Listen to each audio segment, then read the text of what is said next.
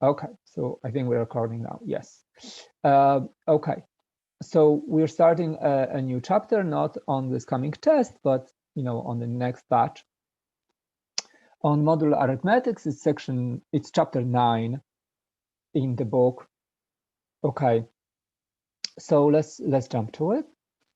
It's the first few sections of chapter 9, I guess maybe till 9.3 or maybe 9.4. I don't remember this minute. Okay, so sorry, we can that there is arithmetics on integers, that you can add, subtract, multiply integers. But there is one operation missing here. I mean, there's tons of operations missing, but in particular division, right? Like the next one, when you're in a elementary school, there comes a moment when you look at division, and I have a small kid, so I'm like new on this stuff, but maybe you remember that too. Right, and a division, first time, like, well, how about dividing 5 by 2? And it's like, doesn't work. Like, what's happening? So we can define a version of division that works on integers. It's a division with rounding. Okay, so you already seen this. It's the floor. You just take a floor of the division where you treat the inside here as a rational, right? And so it's a division over rationals, which can be done.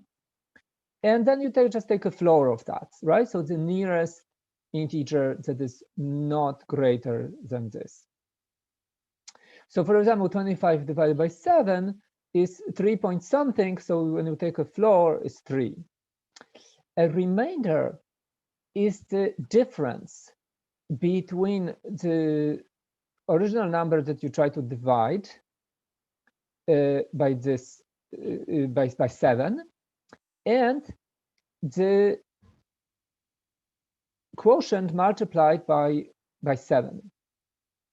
Okay, so it's okay, but that's an elementary school concept too. So it's a division with remainder.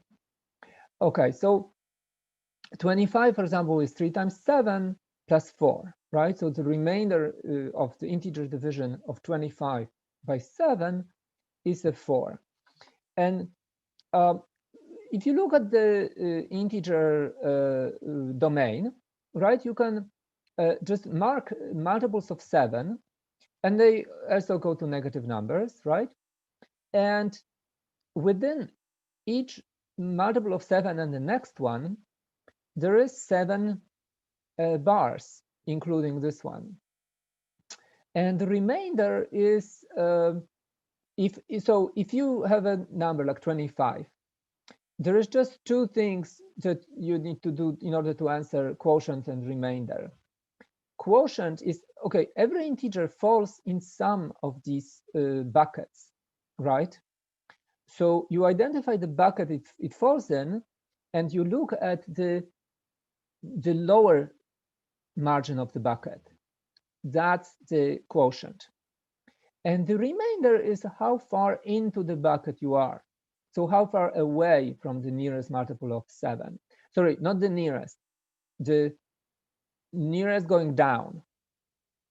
So with the negative numbers, you have to remember this, that you are also going down. So the quotient is the nearest multiple down. So it could be, a further number up there. Okay. The remainder and quotient are functions of integers. So if you have a multiple, like 7 in this case, and a number that I'm going to divide by this, it was 25, both the bucket in which 25 falls and the which determines the quotient, and the offset, which is the remainder, are just functions of the number that you're placing and the divisor, right, which basically determines the sizes of these buckets. These functions have name. They are called div and mod. So the div function gives you the quotient. the modular function gives you the remainder. Okay, another way to say that given an n, a number n, an integer n, and a d, which, so I want to divide n by d. It defines a unique pair of quotient q and remainder r, and they are a unique integers which satisfy these two constraints. So let's look at this one. First of all, remainder must be an integer between 0 and d minus 1. So in this case, a remainder is anywhere from 0 to 6, because I said that there are 7 items in each bucket. There's a 0, 1, 2, 3, 4, 5, and 6 item, and that's it. After that, there is a new bucket, which will also have 0, 1, 2, 3, 4, 5, 6 items, right? So these are the remainders, or only possible remainders in these buckets. And the quotient has to satisfy this formula. So the original numbers that you were dividing must be expressible as the number that you divided by times the quotient. So you take this multiple of d plus the remainder offset. Okay. So quotient is expressible like this, and maybe you can compute this first, and then the remainder you compute as the difference between n and the multiple of d given by the quotient. Okay, so these are closed formulas for this. So let's look at some examples. So let's say your divisor is 7 and your number is 21. Well, it is a multiple of 7, so the quotient is 3 and the remainder is 0.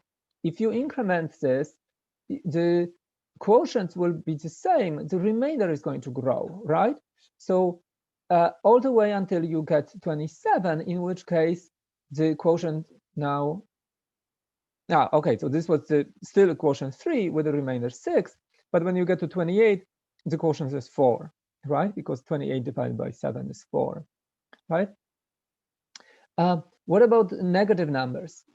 So here, let's say you start from minus 21. The quotient is minus 3, and there is 0 remainder, right? If you increase, the quotient will stay the same, again, as in the previous case. And the remainder will grow all the way to the highest integer with the quotient minus 3, because when you grow one more, the quotient will become minus 2, right? And the remainder 0. You just have to remember that the absolute values of integers in this case decreases, whereas the absolute values in this slide increased, right? So you just have to remember that with negative numbers, like their absolute values actually decrease as you go up. But okay, here's a little code for computing these. So let's say we'll start with an n and some divisor d. Let's take a quotient 0 as your first guess, and then repeat the following loop.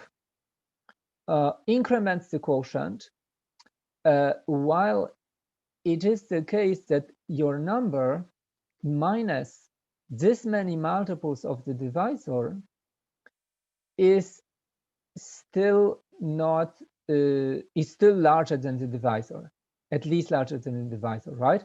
So if you started with this, say 24 and 7, at the beginning this would be 24 because it's 7 times 0. So you increment the quotient. So now it's you take 24 minus 1 times 7, right? But that's still greater than 7. So you increment some more until you get the highest quotient. The first quotient that will fail this, right, is the proper one. So you jump out, and that's your quotient, right?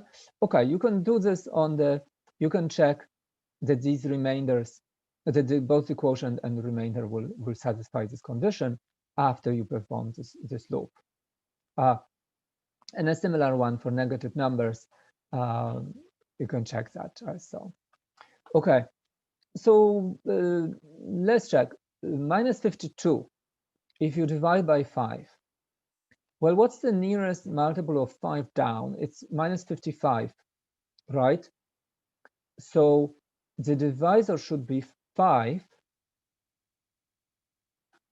right? The divisor should be should be, so the nearest multiple of 5 down is minus 55. So the quotient is minus 11. And the remainder is however much offset you need to take to get from minus 55 to minus 52. So yes, so it's this one. It's 3. Okay. Let's look at another example. So minus 66 mod 10. Okay.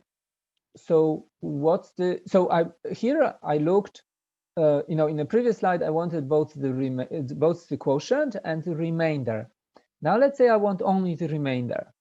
Okay, so you have to do the quotient in your head. So what was the quotient here?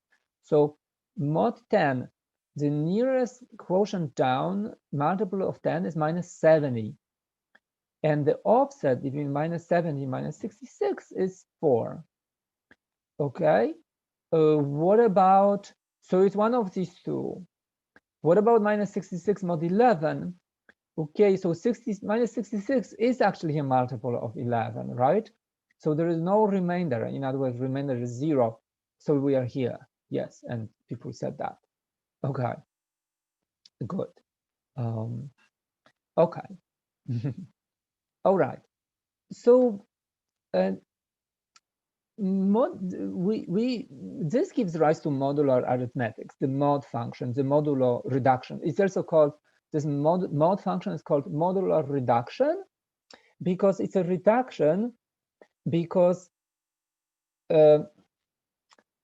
you think of numbers as multiples of some fixed, we call it, this part on the right side, we call it modulus. Let's think modulus 10. You can think of every integer as some multiple of 10 plus an offset.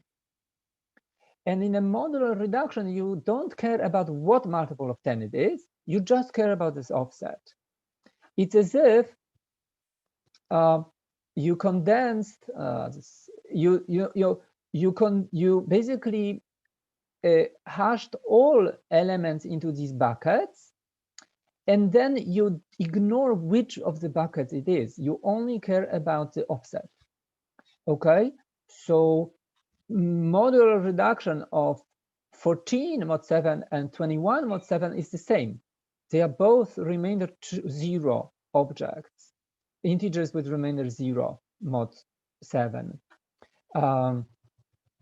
Okay, so when you perform this modular reduction function, you map all integers mod n with the modulus n, all integers into this range of possible remainders from 0 to n minus 1.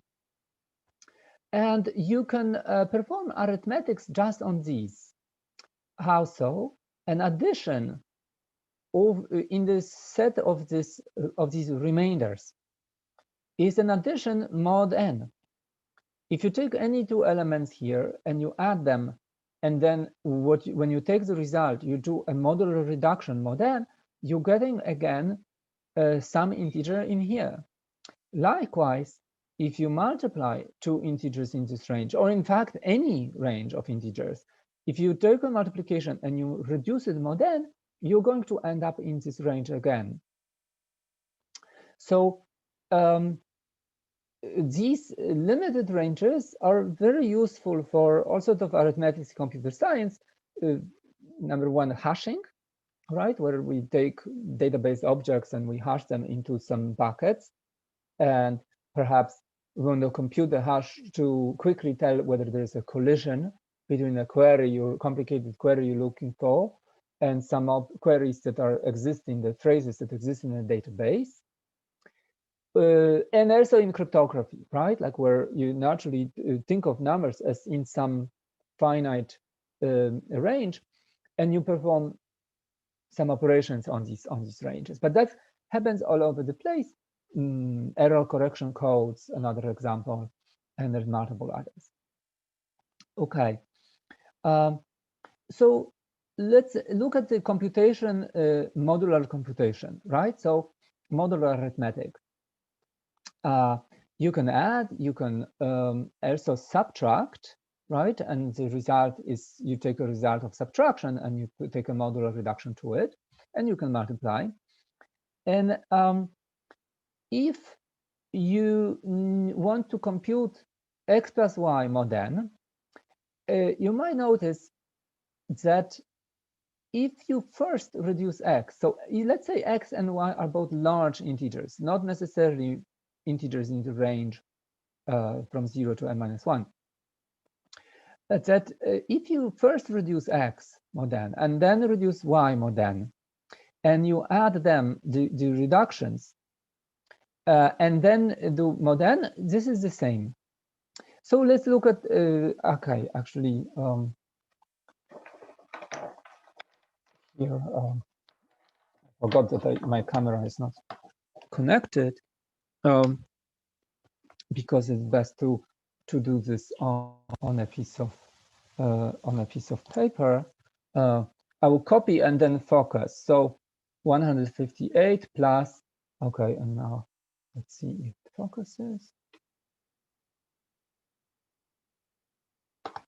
Okay, and for the sake of people who are viewing on YouTube, I think I have to do this.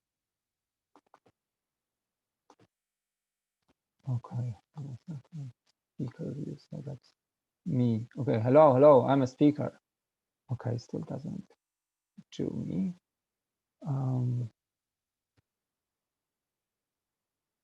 Blurry.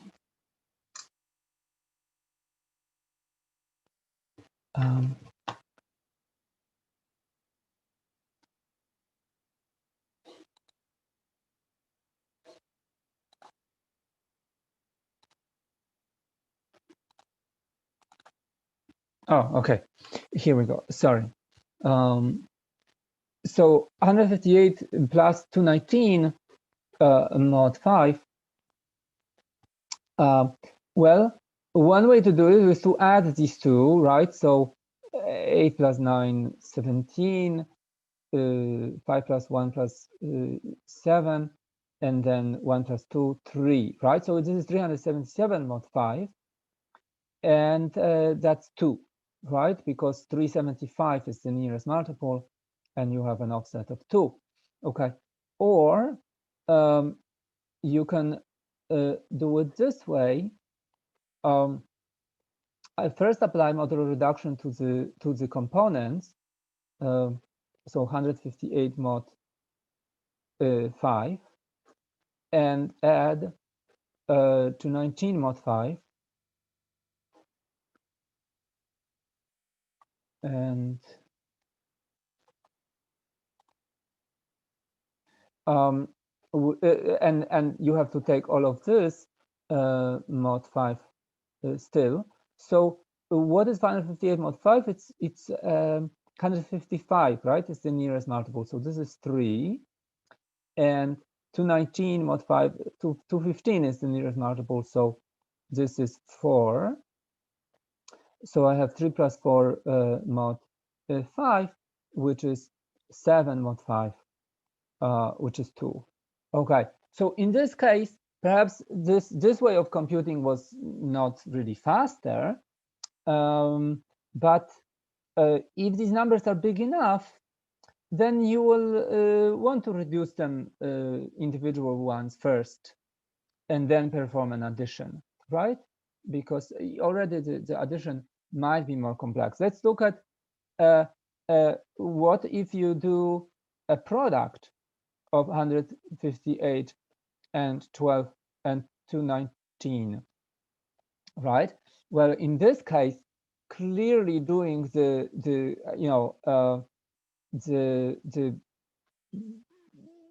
product and then taking a mod 5, I mean, it will take me some time to do this, but it is easier to first do 158 mod 5, then multiply this by 219 mod 5, and take the whole thing mod 5, right? Because then basically my multiplication is going to be a trivial operation. So 158, okay, that I already knew. It was 3, and this modulus, this reduction was 4. So that's easy, right? Because it's just 12 mod 5. So it's 2. This, by the way, is coincidental that the sum of two numbers and the product of two numbers modulo 5 ended up the same, right? So that's not the point of this exercise. The point is you can avoid complicated operations on long integers. You can reduce them so they are short and perform operations on those. Okay, let me go back to the screen. Okay, so okay, let's do what is 13 to 122 plus 56 mod 12. Okay, so you can try to do this on your own, of course. I'm going to do this on a piece of paper, and the point is I'm going to apply these operations to the insides. So this is 13 to 122 mod 12 plus 56 mod 12. And yes, I have to take all of this mod 12. Okay, good. What is 13 to 122 mod 12? Well, it's 122 of multiplications here. So the rule that a times b mod n is the same as a mod n times b mod n, all of this mod n, that rule applied 122 times, right, is going to envelop into basically 13 mod 12. In each case, the individual factors are all going to have a form of 13 mod 12, and you're doing 122 times, so it's going to be that. And you add this 56 mod 12, but that we can compute now. What's 56 mod 12? So what's the nearest multiple of 12? So it's probably 48, right? And the offset between 48 and 56 is 8. So that was 8 mod 12. And now, this example is cooked up for this very reason, so that this thing here simplifies greatly, right? 13 mod 12 is a 1 to 122 plus 8 mod 12. So that's, of course, 1 plus 8, right? Because 1 to anything is just 1, and that's 9. Yeah. So let's hope that there was that answer in here. And yes, luckily there was. Okay, it's this one. Right. Okay, good. So some more examples. Let me see how I'm doing on time. Okay. So what are these examples? So it's 34 to 74 power plus 120 mod 11, and then 56 times 72 plus 62 mod 7. Okay, so let's see how you would compute using this. Okay, you would take basically 34 mod 11 and take it to the power 74, plus you would do 120 mod 11.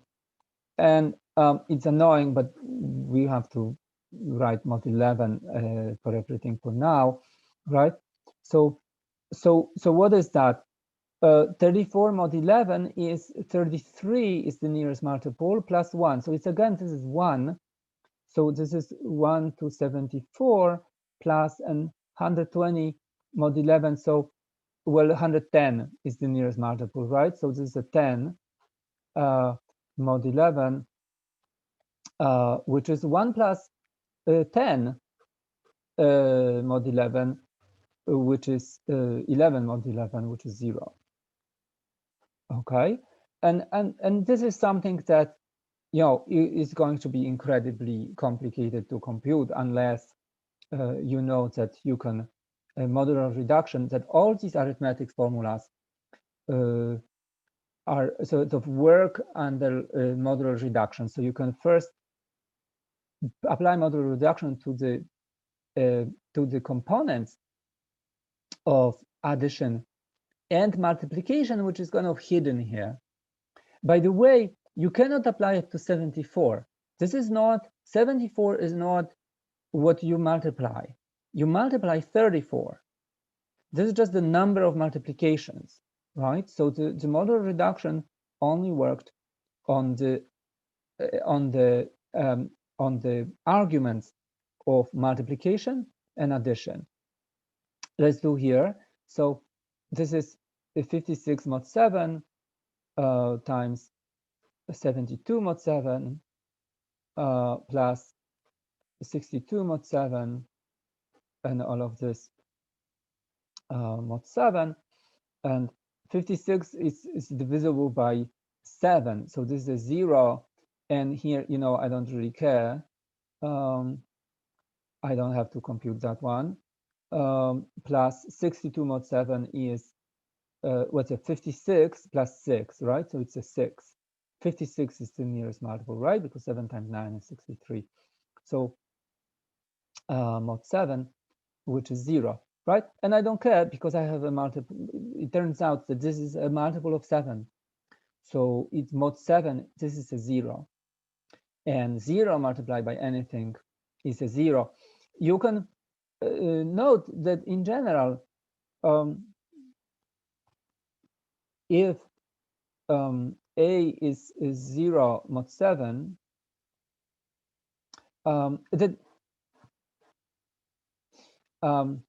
that A times B mod 7 is 0 if A mod 7 is 0 for every B, for every A and B, right?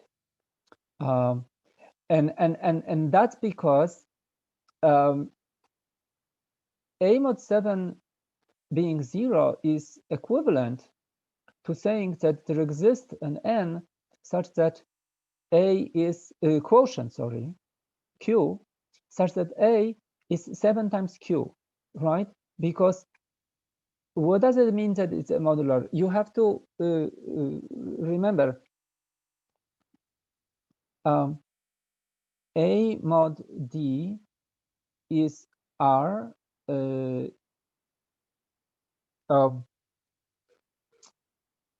even only if there exists a quotient such that A is quotient times the divisor plus R. Okay, so R is in the appropriate range. Okay, so that was the definition of a modular reduction. There must be a quotient which explains that this remainder is correct.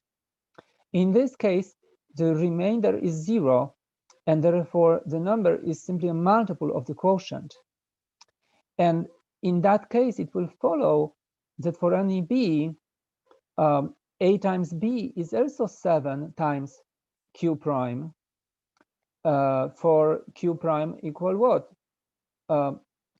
B times Q, right? Because A was 7Q, so yeah. So this is the new quotient, but in simply speaking, if A is a multiple of 7, then so is A times B. Professor? Uh-huh. Do you mind taking a look at your answer for 6 mod 7, I believe it should be 6 instead of 0. Wait, 6 mod 7? For the example problem. Oh, yes.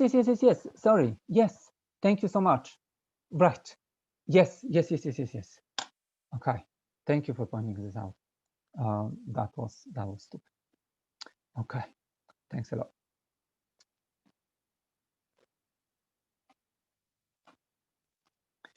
Okay. So yeah, so we did that. So basically, just like so, what you have seen in this case was this 56, because it was a multiple of 7, basically acted like a 0. If you did reduction mod 7, this became 0, and therefore the product was a 0. So you can do this to compute things fast, like for example in here, 170 is a multiple of 17. So this is a 0 when I apply modular reduction, and therefore I don't have to compute this. The product of 0 and whatever is going to be 0. So this is just 2. Okay.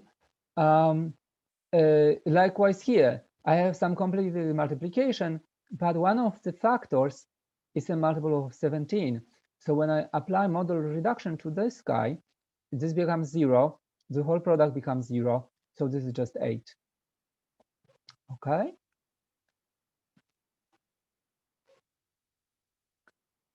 Okay. Yeah. Thanks for letting me know the stupid typo on the previous page. Okay. So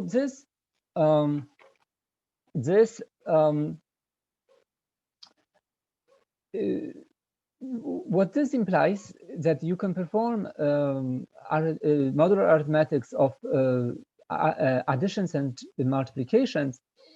It's because the range of integers which are remainders in an integer division by any modulus, that range with operations of addition, of modular addition and modular multiplication, forms a ring. It is a mathematical system which has addition and multiplication operations, which obey some laws that you expect, like associative, that a plus b plus, and if you take a plus b and then add c, that's the same as a plus b plus c, okay? And distributive for the law of a times b plus c is the same as a times b plus a times c. And it has these identities that there exists as 0, an identity of addition, meaning that if you take anything and add this additive identity, you get back the same thing. So that's a 0. And there is also a similar element that makes multiplication into an identity. So that's a 1.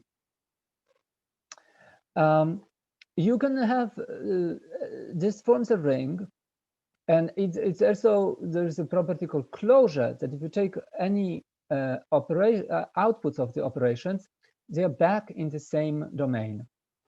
And you can do that also for not just integers, but for polynomials, for sequences, for other objects. Okay. So let's look at this ring. We have a special name, a symbol for designating a ring of integers. We call it, you know, the Zn with an n in a subscript. And it's a set of all remainders in integer division by n. And so this is a set with operations, with 2 operations, add mod n and product mod n. So let's look how these operations take example Z5. Okay, so let's look at arithmetics mod 5. I will go to the slide here. Okay. So first, let's draw the addition table, right?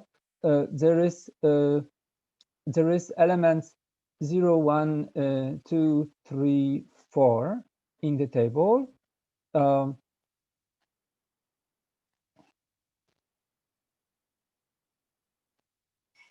Okay, and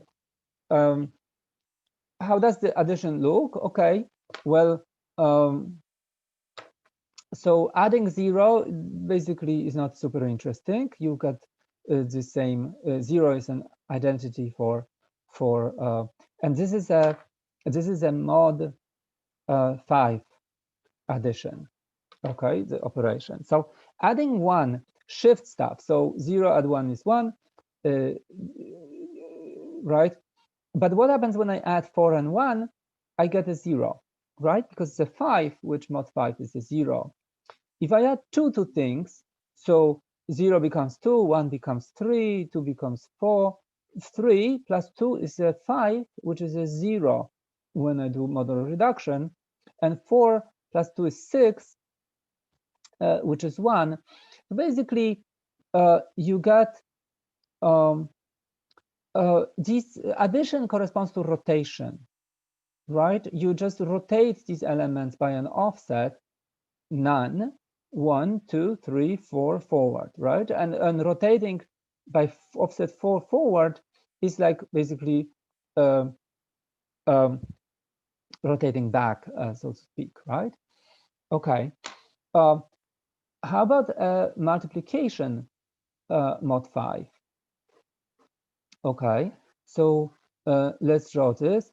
0, 1, 2, 3, 4, and 0, 1, 2, 3, 4.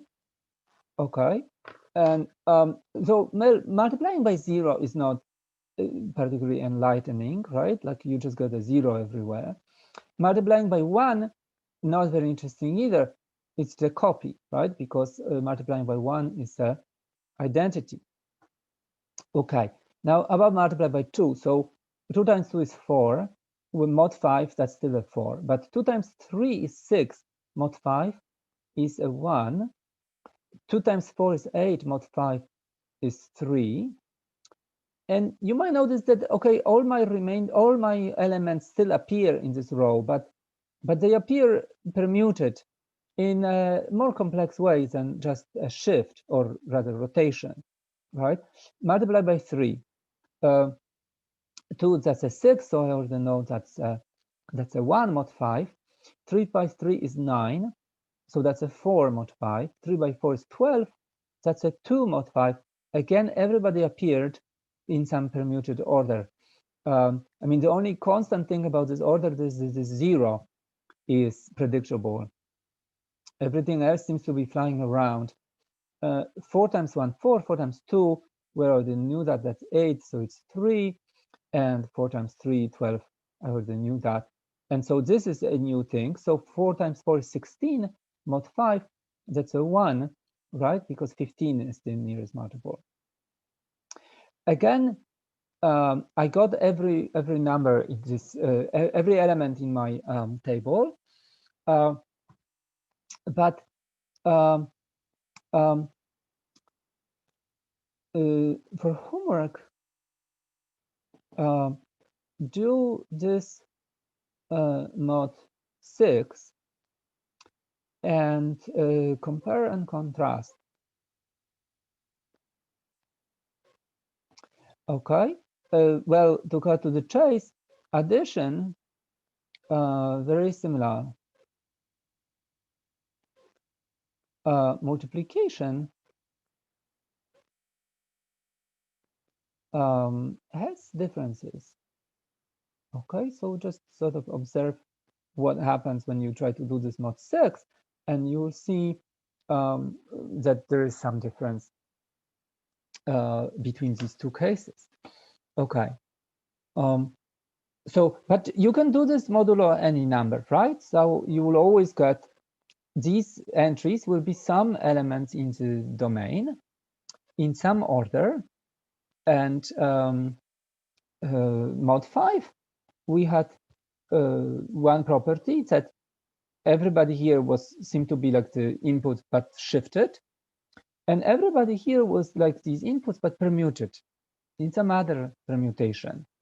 Not a very clear pattern to these permutations, although I guess you can see the pattern. Like, for example, this seems to be this row backward, and this row is this row read backward. That's not a coincidence. So if you do it for other numbers, you can see why, maybe get some hypotheses of why that is. Okay. So how much time I have? Okay. This is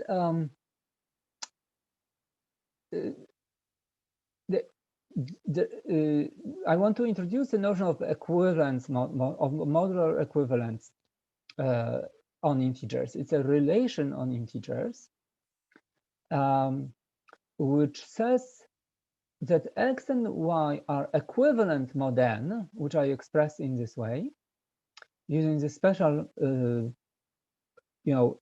super equality, if you want, equivalence term. X and y are, this is read, x is equivalent to y mod n. It's a relation on integers.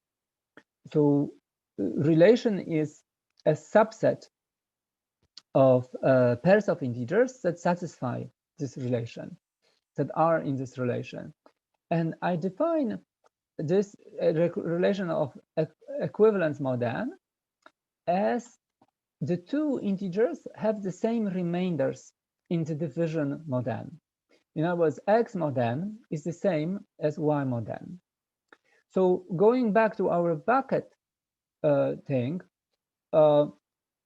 when I, let's say my buckets are, my modulus is 7.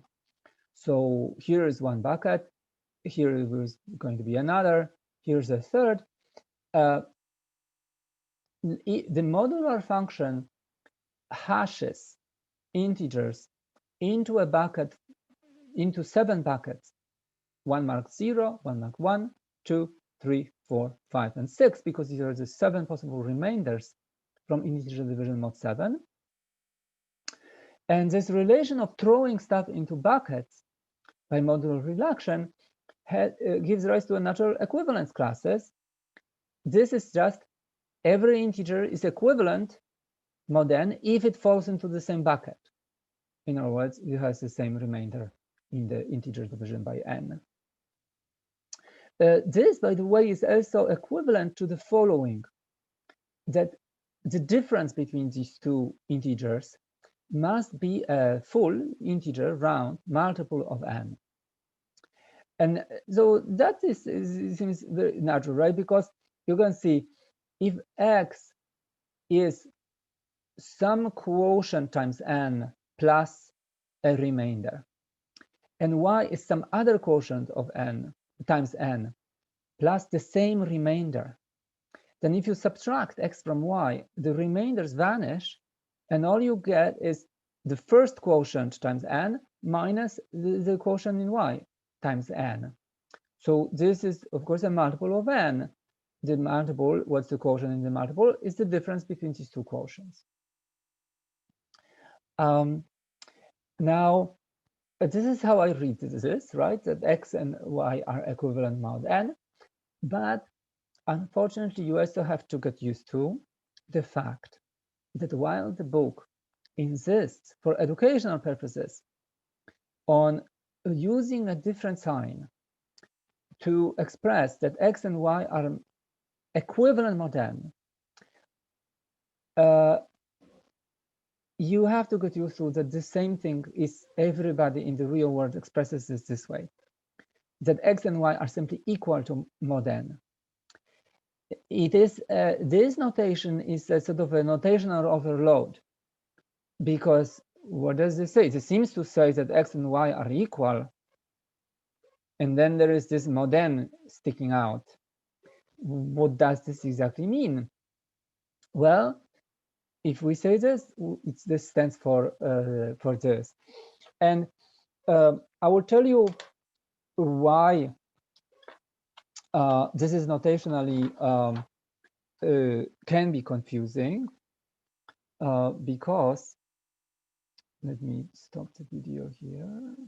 No, well, oh my God, I stopped the video completely. No, I should stop sharing. Okay, and just as a, so when you say x is so let's say you say 17 is equal to 3 mod oops no 2 mod 5. Okay, I'm sorry, this is not focused. So there's two ways to interpret this. Is it saying that 2 mod 5, which is an integer, this stood for a function which took an integer and applied modular reduction of it, and that of course is just 2, right? Is equal to integer 17? False, right? Or is it saying that 17 is equivalent to 2 mod 5, i.e. That 17 mod 5 is the same thing as 2 mod 5, which is true. Okay, so this notation is unfortunately ambivalent, and there is nothing I can do about it. Okay, it is ambivalent. We will basically assume this one.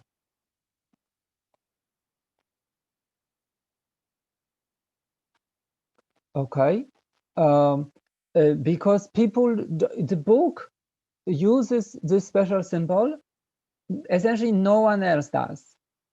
Okay, I mean, probably in some other classes somebody does uses it, and maybe in some other courses people use this, right? But nobody in the world out there uses this. Okay, so it is ambivalent, it is ambiguous. If you interpret it this way, it's false. If you interpret it this way, it's true, and I cannot do much about it. So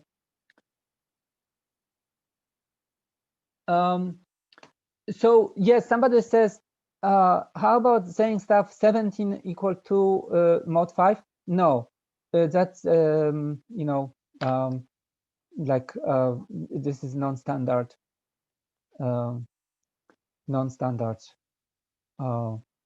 notation.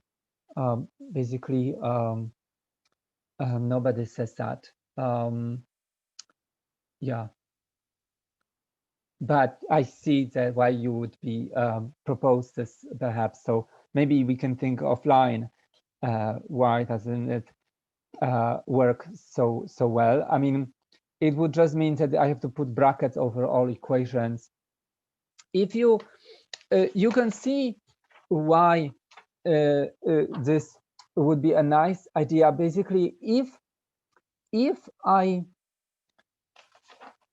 have a convention that I use, I know that I'm running over time slightly, but if you have to go, you have to go. But I would just maybe justify these conventions a little bit, and here is why. So basically, if I use this way of writing things, then I can say 158 Oh, you know what? This is a better example.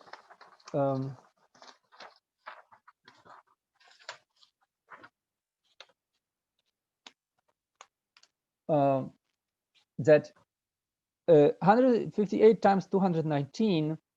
I know I have to compute in mod 5, but I will just do this, knowing that I'm computing mod 5.